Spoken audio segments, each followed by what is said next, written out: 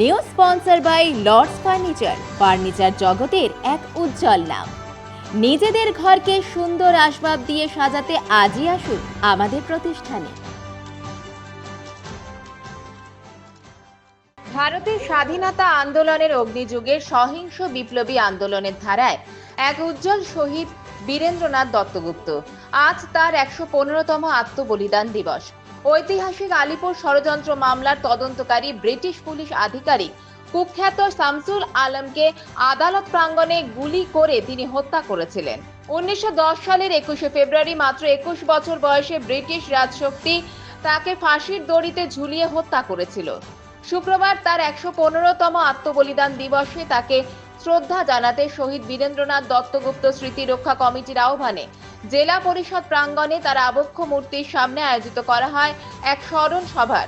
এই স্মরণ অনুষ্ঠানের শুরুতেই তার আবক্ষ মূর্তিতে জলপাইগুড়ি জেলা পরিষদের সভাধিপতি কৃষ্ণা রায় বর্মন, স্মৃতি রক্ষা কমিটির সদস্যা পাশাপাশি অনেক বিশিষ্ট জনেরা পুষ্পার্ঘ্য প্রদান ও মাল্যদান করেন। পরবর্তীতে সঙ্গীত পরিবেশন বিশিষ্ট ব্যক্তিরা তার জীবনের বিভিন্ন দিক তুলে ধরেন বক্তব্যের মধ্য দিয়ে।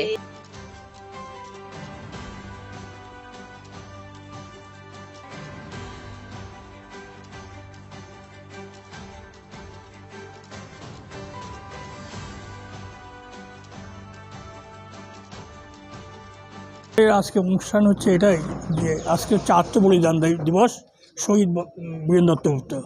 জলপাইগুড়ি জেলায়, অবিভক্ত জেলায় প্রথম শহীদ তিনি। তার ফাঁসি হয়েছিল আজকের দিনে। আমরা তার জন্য স্মরণ করছি এবং ঘটনা হচ্ছে তার পথ ধরেই ভারতবর্ষের স্বাধীনতার শুরু বলে জলপাইগুড়িতে আমরা মনে করি। এবং এই স্মৃতিরক্ষা সমিতি অনেক চেষ্টার পর জেলা পরিষদে তার মূর্তি স্থাপন করে।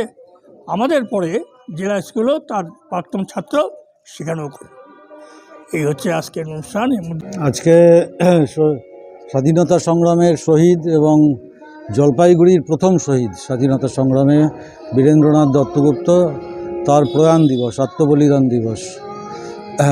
সেই দিনটাকে আমরা স্মরণ করে যাচ্ছি। আপনারা জানেন যে এই ১৯৭৯ সালে জলপাইগুড়ির বুকে বীরেন্দ্র দত্তগুপ্ত স্মৃতিরক্ষা সমিতি তৈরি হয়েছিল, যার প্রথম সম্পাদক ছিলেন ডক্টর শচীন্দ্রনাথ দাশগুপ্ত। এবং তার পরের বছর ১৯৮০ সালে তৎকালীন মন্ত্রী বিনয় চৌধুরীর উপস্থিতিতে এই মূর্তির স্থাপনা হয়। সেদিন থেকে আমরা এই দিনটাকে পালন করে যাচ্ছি গাম্ভীর্যের সাথে, মর্যাদার সঙ্গে। আজকেও আমরা এই কাজটা আজকে এখানে করার জন্য এসেছি।